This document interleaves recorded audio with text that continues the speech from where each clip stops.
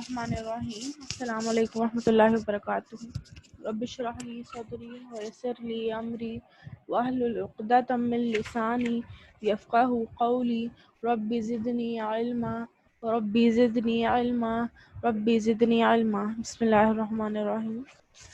تو آج سب سے پہلے میں تھوڑا سا پیچھے سے آتی ہوں، خلاصہ تھوڑا سا شیئر کر لیتی ہوں، پھر آگے سے چلتے ہیں.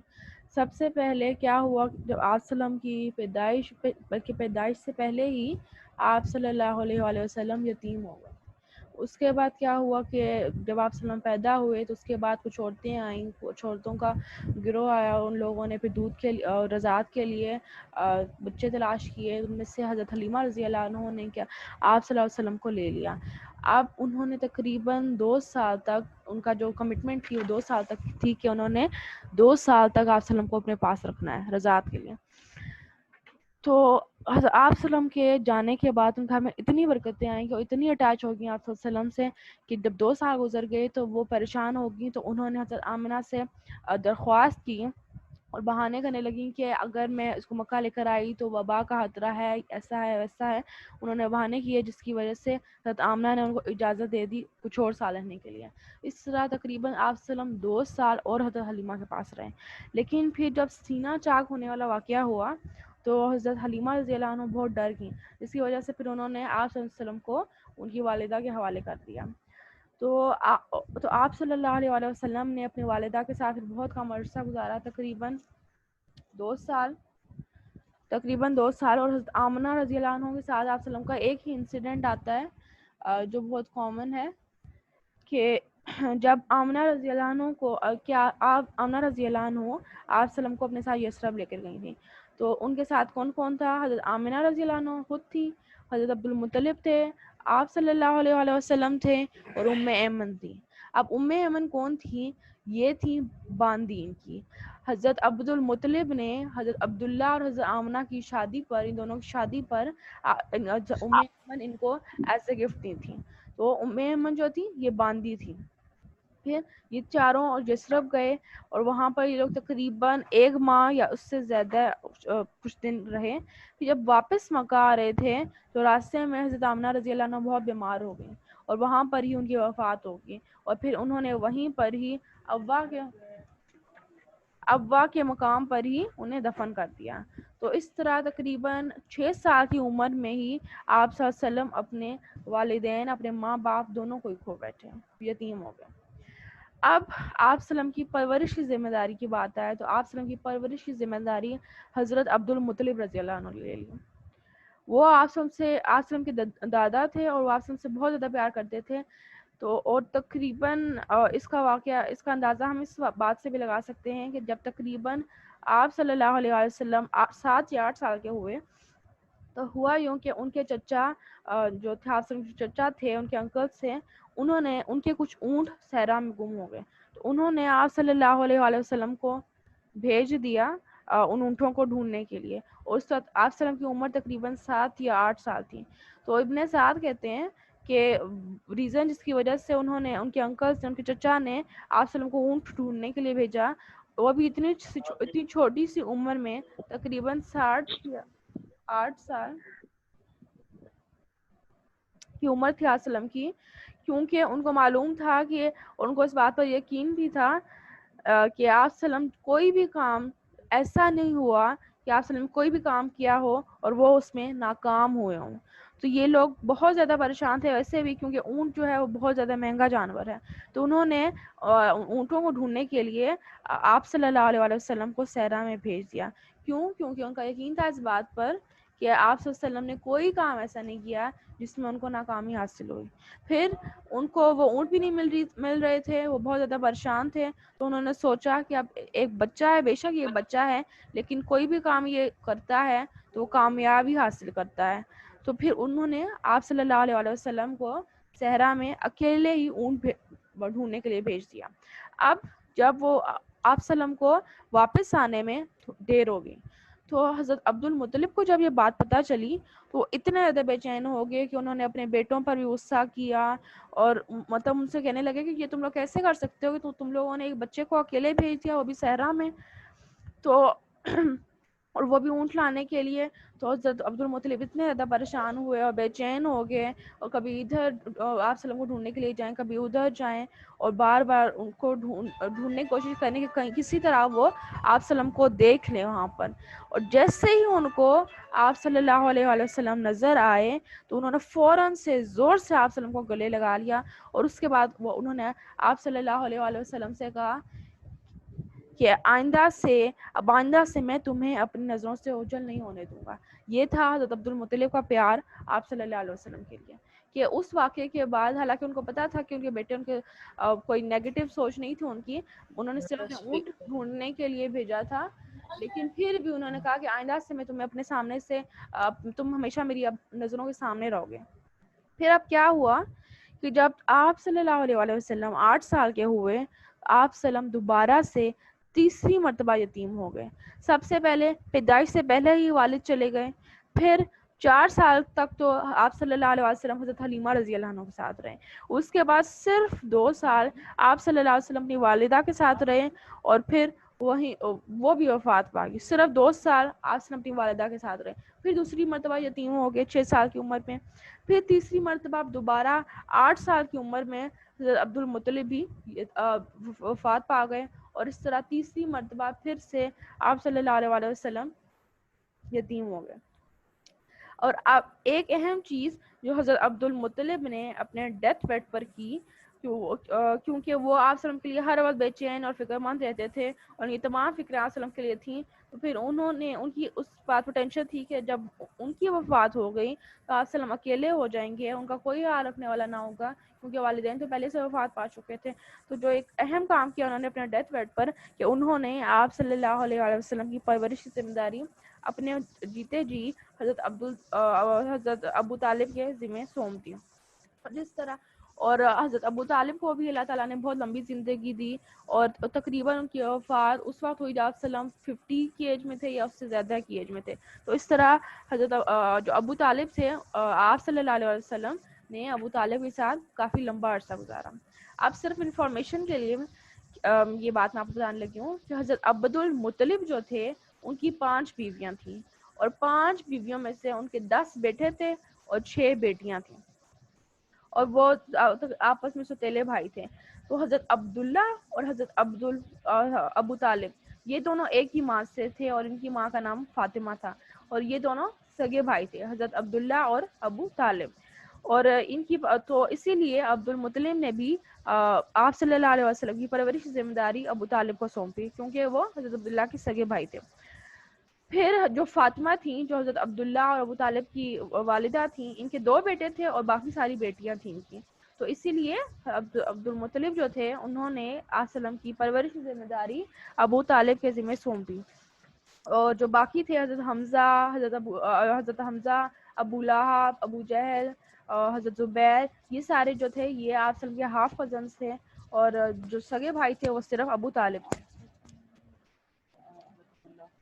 حضرت آپ وسلم کے ہاف کزن تھے, اور جو آپ وسلم کے ہاف کزن انکل تھے, اور حضرت عبداللہ کے جو سگے بھائی تھے وہ تھے ابو طالب. اب اس طرح سے جو آپ وسلم کی پرورش ذمہ داری ابو طالب کے ذمہ ہو گئی.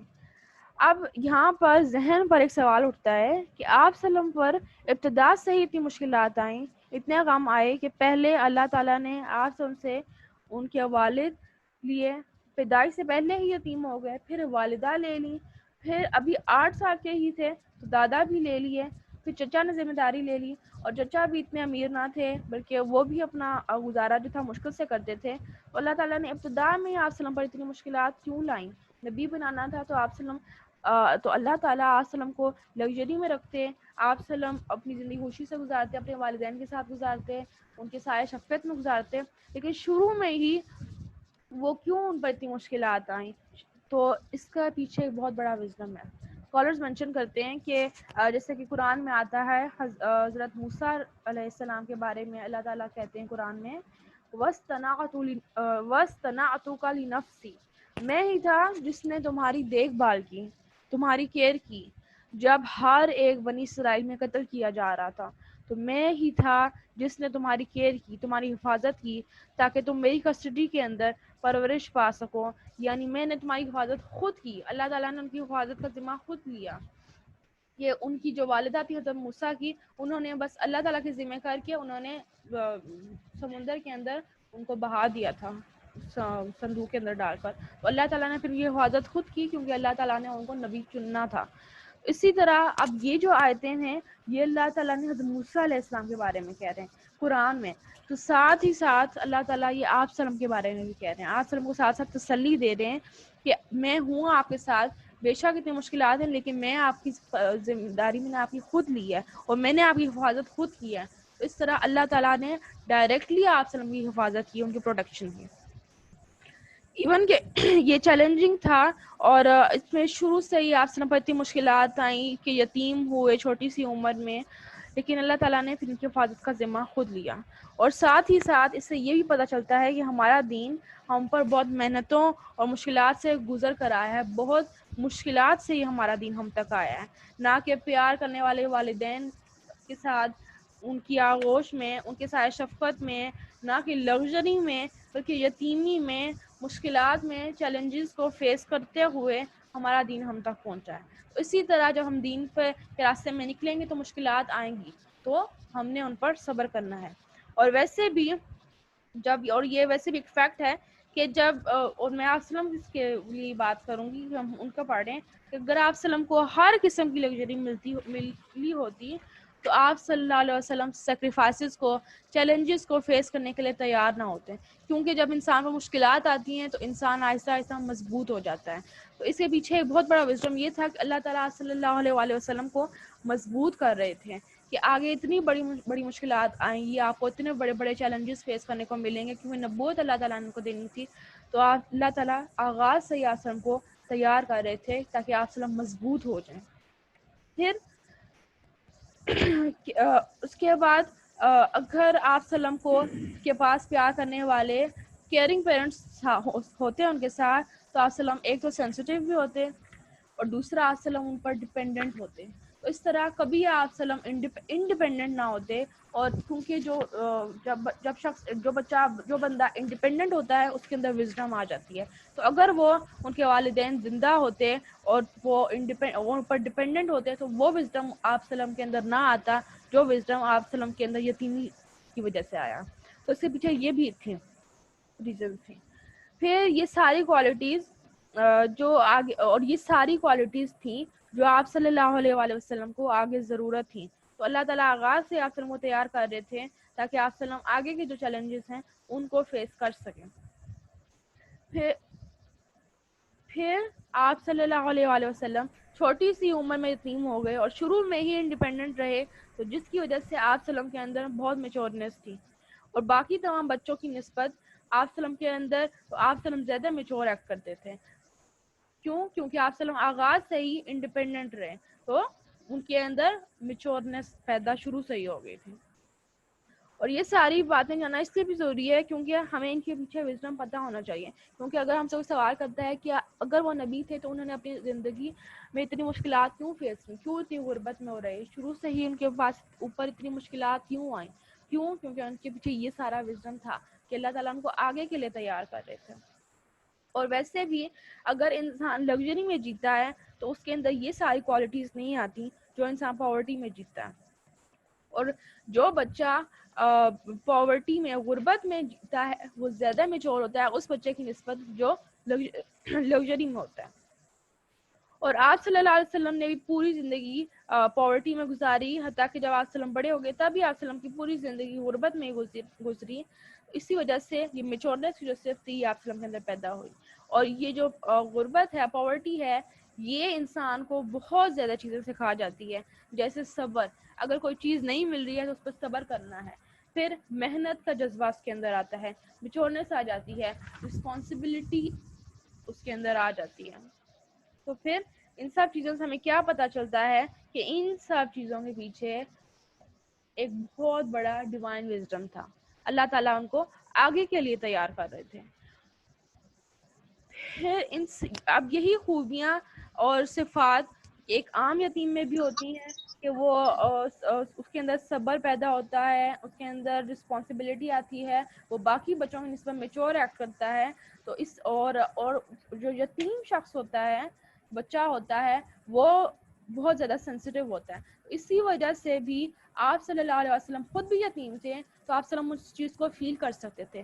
اسی لیے احادیث میں بہت زیادہ احادیث اس چیز پر اتری کہ یتیموں کی کفالت کے بارے میں اتری، کہ آپ صلی اللہ علیہ وسلم نے حدیث میں فرمایا کہ میں اور یتیم کی کفالت کرنے والا دونوں جنت میں ان 2 انگلیوں کی طرح ہوں گے. تو آپ صلی اللہ علیہ وسلم نے شہادت کی انگلی، درمیان والی انگلی کو ملا کر کہا میں اور یتیم کی کفالت کرنے والا جنت میں ان 2 انگلیوں کی طرح ہوں گے، کیونکہ آپ صلی اللہ علیہ وسلم کی فیلنگس کو سمجھ سکتے تھے. اس لیے آپ صلی اللہ علیہ وسلم اتنی زیادہ حدیث اتری ہیں یتیموں کی کفالت پر.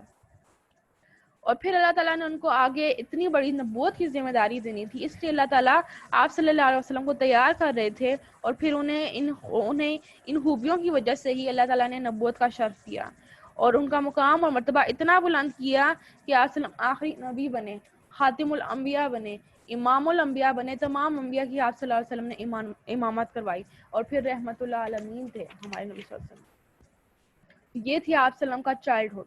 اب اگر تھوڑا سا ہم لوگ جوانی کی طرف پڑھیں، اس سے پہلے میں ایک حدیث شیئر کر دوں کہ آپ صلی اللہ علیہ وسلم نے فرمایا اللہ تعالیٰ نے کوئی نبی ایسا نہیں بھیجا کہ وہ چرواہا نہ ہو، یعنی شیفرڈ نہ ہو.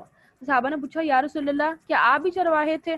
تو آپ صلی اللہ علیہ وسلم نے کہا ہاں میں بھی چرواہا تھا، اور یہ صحیح بخاری کی حدیث ہے. تو ایک چرواہا کے اس کے پیچھے بھی ایک بہت بڑا وزڈم تھا کہ تمام انبیاء جتنے بھی آئے ہیں وہ چرواہے تھے. شروع میں وہ چرواہے تھے، بعد میں اللہ تعالیٰ نے ان کو نبوت دی. تو جو ایک چرواہا ہوتا ہے وہ اپنے جانوروں کے مزاج کے بارے میں جانتا ہوتا ہے کہ کون سا جانور ضدی ہے، تو وہ اس کے مزاج کے مطابق اس کو ٹریٹ کرے گا، اس کو ساتھ اپنے لے کر جائے گا. کون سا نرم ہے، کون سا جنٹل ہے، وہ ان کو ان کے مزاج کے مطابق ان کے ساتھ نپٹتا ہے، ان کو ٹریٹ کرتا ہے، اور پھر ان کو لیڈ کرتا ہے آگے. اسی طرح جو ایک لیڈر ہوتا ہے، جس طرح آپ صلی اللہ علیہ وسلم وہ بھی ایک لیڈر تھے، تو وہ جب ایک لیڈر ہوتا ہے وہ اپنے جو آگے جو لوگ ہوتے ہیں، آڈینس جو ہوتی ہے، ان کی جو مزاج ہے ان کو سمجھ آتا ہے، اور پھر انہی کے مطابق ان کے ساتھ نپٹتا ہے، ان کو ٹریٹ کرتا ہے، اور اس طرح وہ ان کو اپنے سے قریب کرتا ہے، اور پھر ان کو وہ لیڈ کرتا ہے. تو یہ اس کے پیچھے یہ بھی وزڈم ہے کہ تمام انبیاء جتنے بھی آئے وہ چرواہے تھے، کیونکہ چرواہا اپنے جو جانور ہیں ان کے مزاج کو سمجھ سکتا ہے. اب آگے آتے ہیں آپ صلی اللہ علیہ وآلہ وسلم کی جوانی کی طرف. تو جب آپ صلی اللہ علیہ وسلم تقریباً 20 سال کی عمر میں تھے، شروع کے جو 20 سے 25 سال کی عمر ایج میں تھے، تو ایک بہت زیادہ امپورٹنٹ انسیڈنٹ ہوا. لیکن اس سے پہلے میں جنگ فجار کا تھوڑا سا بتا دوں کہ اسی ٹائم پر جنگ فجار بھی ہوئی. تو جب آپ صلی اللہ علیہ وسلم تقریباً 20 سال کی عمر ہوئی آپ صلی اللہ علیہ وسلم کی، تو ذی-القعدہ کے مہینے میں اوقاس کے بازار، یہ بازار کا نام تھا اوقاس کے بازار میں ایک لڑائی پیش آئی، جس میں ایک طرف قریش اور کنانا کے قبائل تھے، اور دوسری طرف کیس اور غیلان کے قبائل. ان کے درمیان بہت زیادہ لڑائی ہوئی، اور پھر بعد میں انہوں نے آپس میں صلح کر لی، اور یہ طے ہوا کہ دونوں طرف کے مقتولین گنے جائیں، جدھر زیادہ ہوں ادھر والے زائد مقتولین کا خون بہا لے لیں. یعنی 2 ٹیمز تھیں یا 2 آرمیز تھیں، ایک طرف تھی قریش اور کنانا، اور دوسری طرف تھے کیس اور غیلان. ان کے درمیان میں لڑائی ہوئی، قتل و غارت ہوا، لیکن بعد میں ان کی صلح ہوگی. اور انہوں نے کیا ڈیسائیڈ کیا، کیا ان کے درمیان میں عہد ہوا کہ جس سائڈ کے جو مقتول ہیں، جو قاتل ہیں نہیں مقتول ہیں، وہ زیادہ ہوئے، تو دوسرے جو ہوں گے وہ خون بہا دیں گے ان کو، اتنے مقتولوں کا جتنے زیادہ ہوں گے، فدیہ دیں گے ان کا. اس طرح انہوں نے کیا، فدیہ ادا ہوا اس طرح سے، اور پھر جنگ ختم ہو گئی، اور ان کے آپس کی جو نفرتیں تھیں وہ بھی ختم ہو گئی. اس جنگ میں آپ صلی اللہ علیہ وسلم بھی موجود تھے، لیکن اس وقت آپ صلی اللہ علیہ وسلم کو نبوت نہیں ملی تھی. تو آپ صلی اللہ علیہ وسلم جو اپنے چھوٹے بھی تھے، تو آپ صلی اللہ علیہ وسلم نے چچاؤں کو پیچھے سے تیر تھمایا کرتے تھے، اور اس جنگ کا نام جنگ فجار رکھا گیا. اب اس کا نام جنگ فجار کیوں رکھا گیا؟ کیونکہ اس میں حرام مہینے کی حرمت پامال کی گئی تھی. ذی-القعدہ کا مہینہ تھا، اور اس میں یہ تو حرمت والا مہینہ تھا، لیکن اس میں انہوں نے جنگ کر دی، تو اس لیے اس کا نام جنگ فجار رکھا گیا کیونکہ اس میں حرام مہینے کی حرمت پامال کی گئی تھی. اور اسی فجار نام کے واقعات تقریباً پیچھے 4 مرتبہ ہوئے، اور لیکن ان میں چھوٹے چھوٹے ہلکے پھلکے جھگڑے ہوئے، لیکن یہ جو تھا، یہ جو جنگ ہوئی تھی اس میں پراپر لڑائی ہوئی تھی، قتل و غارت ہوا تھا. لیکن اور یہ جو تھا یہ واقعہ آخری واقعہ تھا جنگ جو فجار ہے، اس میں پراپر جنگ ہوئی تھی، لیکن بعد میں انہوں نے صلح کر لی تھی آپس میں.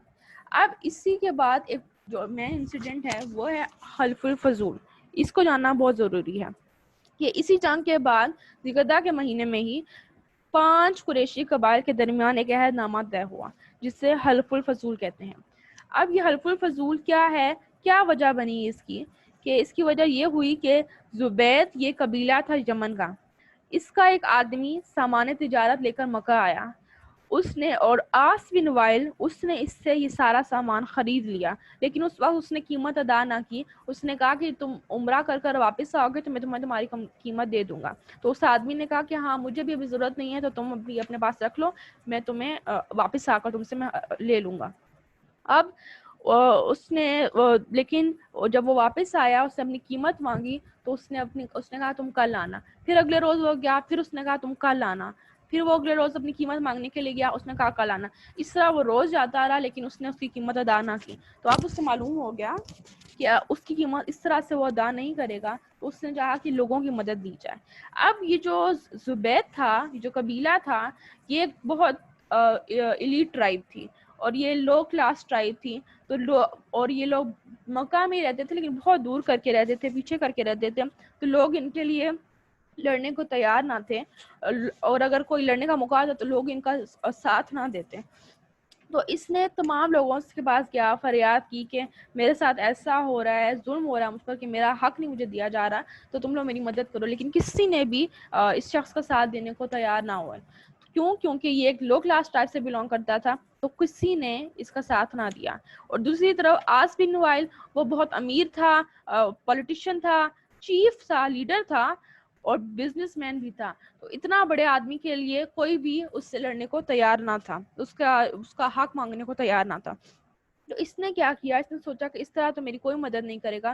تو اس وقت لوگ کیا کرتے تھے کہ اپنی جو فیلنگس وغیرہ ہوتی تھیں، جو بھی ہوتا تھا وہ اپنی پوئٹری کے ذریعے سے وہ لوگ ایکسپریس کرتے تھے، یا پوئمز ہوگی وہ لکھ کر اپنی جو بھی اپنا حق مانگنا ہو یا اپنی فیلنگس شیئر کرنی ہو تو اس طرح سے کرتے تھے. تو اس نے پھر کیا کیا کہ پہاڑ ابو قبیس کا نامی پہاڑ، اس پر وہ چڑھا اور اس نے اشعار کے ذریعے سے اپنی اس مظلومیت کا نقشہ کھینچا. اور اس نے کہا کہ میری مدد کرو کہ میں ایک غریب ٹرائب سے بلونگ کرتا ہوں، تو تم لوگ میری مدد کرو، اس طرح سے وہ میرا حق نہیں دے رہا. اس نے تمام لوگوں کو اونچا اونچا بولنا شروع کر دیا، تمام لوگ جمع ہو گئے. اس کے بعد کیا ہوا، حضرت زبیر بن عبد المطلب، یہ تھے آپ صلی اللہ علیہ وسلم کے چچا. انہوں نے دیکھا تو انہوں نے کہا کہ واقعی میں اس شخص کو اس کا حق دینا چاہیے. تو انہوں نے پھر اس کے لیے بہت زیادہ دوڑ دھوپ کی. چنانچہ انہوں نے تمام قبائل کو جمع کیا، اور بنو تیم جو تھا، تیم جو 5 قبائل تھے جن کے درمیان یہ عہد نامہ طے ہوا تھا. کیا کیا نام تھے؟ بنو ہاشم، بنو اسد، بنو تیم، بنو المطلب اور بنو زہرا. تو بنو تیم کا جو سردار تھا عبداللہ بن جدان، ان کا نام آپ نے یاد رکھنا ہے کیونکہ یہ آگے اب آتا رہے گا بار بار سیرت میں نام. تو ان کا نام یاد رکھنا ہے، عبداللہ بن جدان، یہ بنو تیم کے سردار تھے. سب لوگ حضرت زبیر بن عبد المطلب جو تھے آسرم چچا تھے، انہوں نے سب لوگوں کو اکٹھا ہونے کو کہا عبداللہ بن جدان کے گھر. اور پھر وہاں پر ان کے درمیان میں عہد نامہ ہوا کہ واقعی میں یہ مظلوم ہے اور وہ جو ہے وہ ظلم کر رہا ہے اس پر، تو ہمیں اس کا حق دلانا چاہیے. اور سب پھر اس شخص کی، اس جو زبید کا شخص تھا، ٹرائب کا شخص تھا، اس کی حمایت میں سب کھڑے ہوئے اور پھر آس بن وائل سے اس زبیدی کا حق لے کر اس کے حوالے کر دیا. اس طرح سے اس شخص کا حق انہوں نے ان سب نے مل کر واپس کر دیا. تو یہ جو عہد ہوا تھا ان سب کے درمیان کہ ہم نے اس کا حق واپس دینا ہے، اس کو حلف الفضول کہا جاتا ہے. اب یہ جو عہد ہوا تھا اس میں آپ صلی اللہ علیہ وآلہ وسلم بھی موجود تھے اپنے چچاؤں کے ساتھ. اور جب آپ صلی اللہ علیہ وسلم کو نبوت مل گئی تو اس کے بعد آپ صلی اللہ علیہ وسلم نے فرمایا، میں عبداللہ بن جدان، یہ کون ہے؟ جن کے گھر میں یہ عہد نامہ ہوا تھا. تو میں عبداللہ بن جدان کے مقام پر ایک ایسے معاہدے میں شریک ہوا کہ مجھے اس کے عوض سرخ اونٹ بھی پسند نہیں، اور اگر میں اس کے لیے دور اسلام میں بلایا جاتا تو اس سے قبول کرتا. کہ آپ صلی اللہ علیہ وسلم نے اتنا اس حلف کو پسند کیا کہ آپ نے کہا کہ اگر میں اس وقت نبی ہو جاتا تو میں سب سے پہلے اس کو قبول کرتا، اور اس کے عوض مجھے سرخ اونٹ بھی پسند نہیں، کہ اگر اس کے بدلے مجھے کہا جائے کہ تم یہ اونٹ لے لو اور اس معاہدے کو چھوڑ دو تو مجھے یہ اونٹ بھی پسند نہیں کہ میں اس معاہدے کو پہلے قبول کروں گا. تو اس طرح سے یہ سارا ہوا. یہ تھوڑے سے جوانی کے آپ وسلم کے جو کچھ مین انسیڈنٹ سے جوانی میں ہوئے. اب اس کے بعد آتے ہیں آپ وسلم کی شادی، وہ حضرت خدیجہ کے ساتھ تقریباً 25 سال کی عمر میں. وہ انشاءاللہ پھر ہم لوگ کل کریں گے، کل کے ٹاپک میں کریں گے. تو انشاءاللہ آج کے لیے اتنا ہی کافی ہے. جزاک اللہ. سبحانک اللہم و بحمدک، نشہد ان لا الہ الا نستغفرک و نتوب الیک.